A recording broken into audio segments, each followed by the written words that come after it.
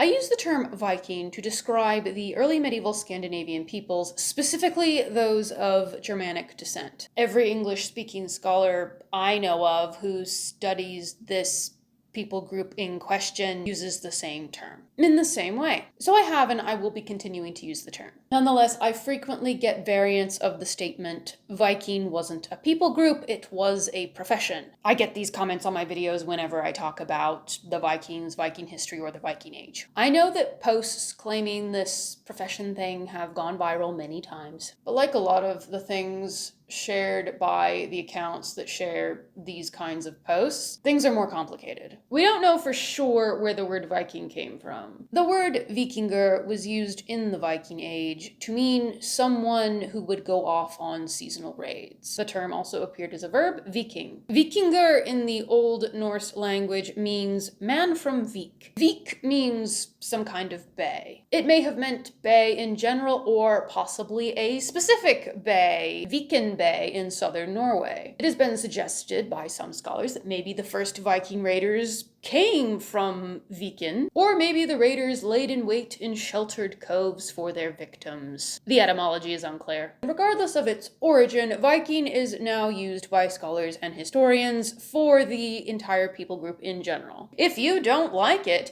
you can blame, who else? The Victorians! We saw this resurgence of interest in the Viking Age in the 19th century, which included Viking decor, clothing, etc. Pro tip, if you're ever wondering where some weird belief or misconception about the medieval period came from, just blame the Victorians and you'll probably be right. It's always the Victorians. The term Vikings now applies generally to the early medieval descendants of the Germanic tribes that migrated north after the decline of the Roman Empire. They were not the only people present in the region of Scandinavia. There were mostly nomadic indigenous populations, such as the Sami. Iceland is the only place that the Vikings settled that did not have an indigenous population. So we do need a term to distinguish between the indigenous peoples of Scandinavia and the descendants of these Germanic tribes who came later. A lot of the books and papers I read, scholars will use the term Viking and clarify that they mean the descendants of these Germanic tribes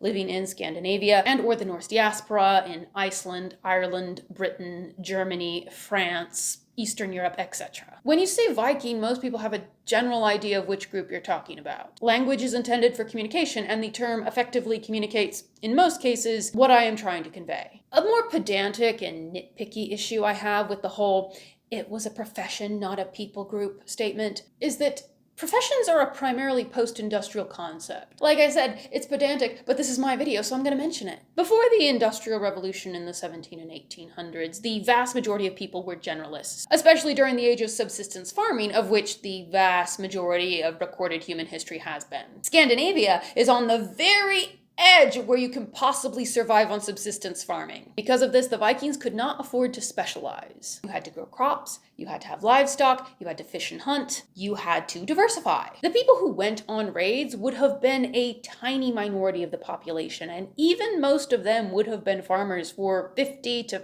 51 weeks out of the year. That's why raiding season was in summer. It was between when the crops were planted in spring and when you had to harvest them in fall. So while the statement Viking wasn't a people group, it was a profession, is half true. It is irrelevant to the way I use the term. We know the Vikings didn't generally call themselves Vikings. They likely would have claimed a regional identity to wherever they happened to be from. We typically see them named in records as the Rus, or the Swedes, or the Danes, or wherever their literate enemies happened to think they were from. To sum up, it is a helpful label to know which people group we are discussing. In a sense, Viking as a term for the entire people group is very similar to Byzantine, or Minoan, or Pict. The Byzantines did not call themselves Byzantines. As far as they were concerned, they were Romans. The Minoan civilization was named by a guy named Arthur Evans, who discovered / vandalized the palace at Knossos. We have no idea what the Minoans would have called themselves. The Picts would not have called themselves the Picts. The name comes from painted ones, and it was what the Romans called them. There are a lot of examples like this, especially with proto-historic cultures. It is a helpful, if imperfect,